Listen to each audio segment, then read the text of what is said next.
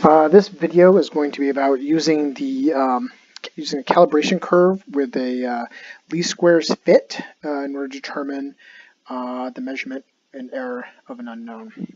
So here you can see we have some data. We have our calibration curve that we made. We made 5 solutions of 1 through 5 part per million solution. We've put it through an atomic absorption spectrometer, and we've got some absorption out.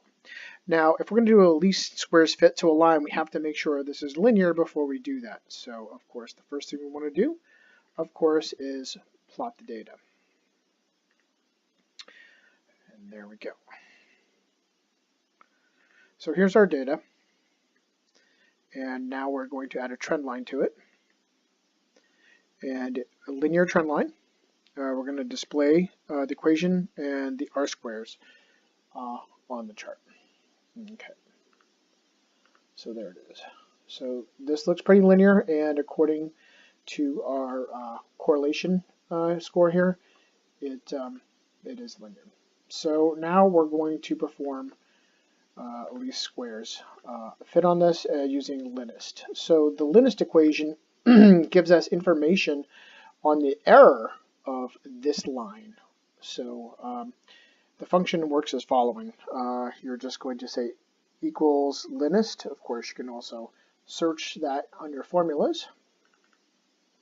The first thing it's going to ask for is the known y's, and here are our known y values, followed by a comma. Now it's going to ask for the known x values, and that's here, comma. Now it's going to ask, do you want to set the b or intercept to 0, or do you just want it to float? Of course, we just want it to float. We don't want it to go through 0, because we don't know if it does go through 0 or not. So we're going to call this true. Okay. And then, do you want additional statistics? And yes, we do want additional statistics, so we're going to use true again. Simply close the parentheses and hit return. Now you're going to notice it only returns one value so far. So what we're going to do is we're going to select that cell, as well as one next to it, and down 4. Then we're going to put the cursor in the command area where you type your things. You're going to hold down Shift Control and hit Enter. And what that's going to do is fill all those 8 cells up with data. Okay, so what is it giving us here? Well, this first thing it gives us up here on the upper left is the slope m.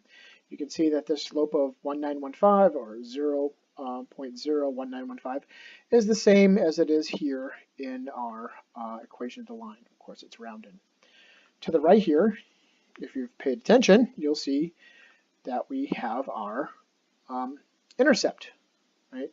0.02845, and just rounded here. Our next value here is going to be the uncertainty in that slope. So basically, this is the error associated with this slope. And conversely, we have the uncertainty or error in the intercept.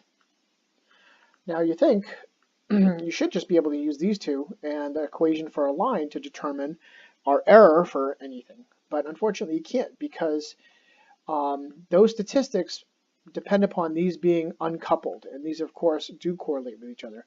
If I were to change one of these values just a little bit, the slope would stay the same and the intercept would still be very close. In fact, you could think if the slope went a little more negative, conversely, your intercept should have to go slightly more positive. So they're linked. So instead, we're going to have to use this equation.